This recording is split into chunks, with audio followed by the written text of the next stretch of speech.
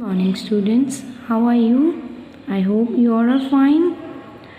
So open your chemistry book at page number 31. Today's our topic is compounds. So we will learn about the compounds. So what is compound? A compound is a pure substance made up of two or more elements chemically combined together in a fixed proportion. So compound क्या है? ये type है pure substance की जब दो या दो से ज़्यादा एलिमेंट्स जो हैं वो कंबाइन होते हैं इन अ फिक्स्ड प्रोपोर्शन. सो जब भी हम कंपाउंड की डेफिनेशन करते हैं तो उसके लिए एक चीज़ बहुत ज़रूरी होती है, वो है फिक्स्ड प्रोपोर्शन. कि जब भी हमने दो या दो से ज़्यादा एलिमेंट्स को कंबाइन करना है तो they should be combined in a fixed proportion and that proportion will not be change. So compound क्या है? Compound is a pure substance made up of two or more elements chemically combined together in a fixed proportion. So examples are sodium chloride, water, carbon dioxide, magnesium oxide. These are some examples of the compounds. Like sodium chloride. So this is a compound of sodium and chlorine. Then water, H2O. So this is a compound of hydrogen and oxygen. Carbon dioxide, carbon and oxygen. Magnesium oxide, that is the compound of magnesium and oxygen. Next are the characteristics of compounds. First is a compound cannot be separated into its constituent elements by the physical methods but can be separated by chemical methods like electrolysis.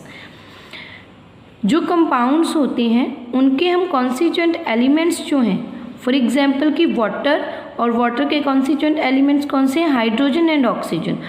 तो water को हम by physical method separate नहीं कर सकते hydrogen और oxygen में, लेकिन हम उनको सेपरेट कर सकते हैं by some suitable chemical methods like electrolysis. कि हम इलेक्ट्रिसिटी पास करवा के वाटर के थ्रू उसको हम ब्रेक कर सकते हैं उसके कॉन्स्टिट्यूएंट एलिमेंट्स में, जैसे कि hydrogen and oxygen. Second is the properties of a compound are entirely different from the property of its constituent elements. कि जो compounds की properties होती हैं वो बिल्कुल पूरी तरह से अलग होती हैं उनके constituent elements से.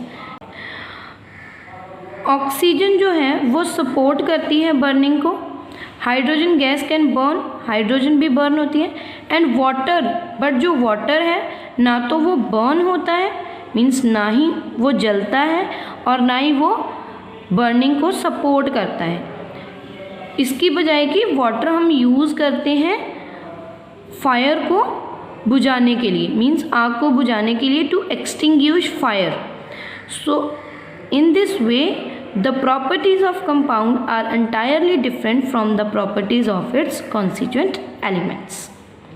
The third is a compound is formed when constituent elements combined in a fixed ratio by mass. कि कंपाउंड तब बनता है जब उसके जो कॉन्स्टिट्यूएंट एलिमेंट्स होते हैं वो फिक्स्ड रेशो में, फिक्स्ड रेशो किसकी? मास की जो फिक्स्ड रेशो होती है उनके साथ कंबाइन होते हैं, उस प्रपोर्शन में कंबाइन होते हैं. फॉर एग्जाम्पल कि एक मॉलिक्यूल जो है वाटर का, उसमें दो एलिमेंट्स हैं हाइड्रोजन एंड ऑक्सीजन, तो उनके जो मास की रेशो है this is 1:8. 1 is hydrogen and oxygen is 8. So it is combined by the ratio 1:8 by mass. The fourth is a compound is formed by combining two or more elements with each other chemically. कि दो या दो से ज़्यादा elements जब chemically combine करते हैं fixed ratio में तो क्या बनता है? कंपाउंड बनता है. For example magnesium and oxygen combine chemically to form magnesium oxide. So magnesium oxide is a compound. Magnesium burns in the presence of air, that means in the oxygen and gives magnesium oxide. Energy is either absorbed or released when a compound is formed. कि जो energy है either absorbed or released, कि जो energy होती है वो या तो एब्जॉर्ब होती है या फिर रिलीज होती है जब कोई कंपाउंड बनता है.